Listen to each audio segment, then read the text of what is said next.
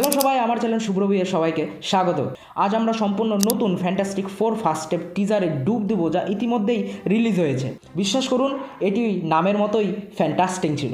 যদি আপনিও আমার মতো ফ্যান্টাস্টিক ফোর এমসিইউতে এন্টার করা নিয়ে এক্সাইটেড থাকেন, তো আজকে আমার সাথেই থাকুন, কারণ আমাদের বিশ্লেষণ করার জন্য আজকে অনেক কিছু রয়েছে।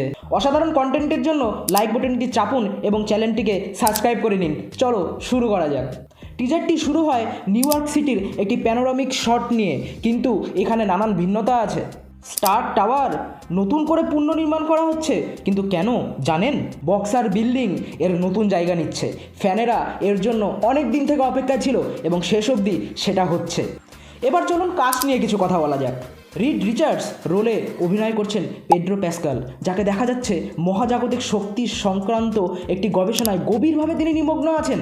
টিজারটি তার প্রতিভাবক মেধা এবং সম্ভবত সেই দুর্ঘটনা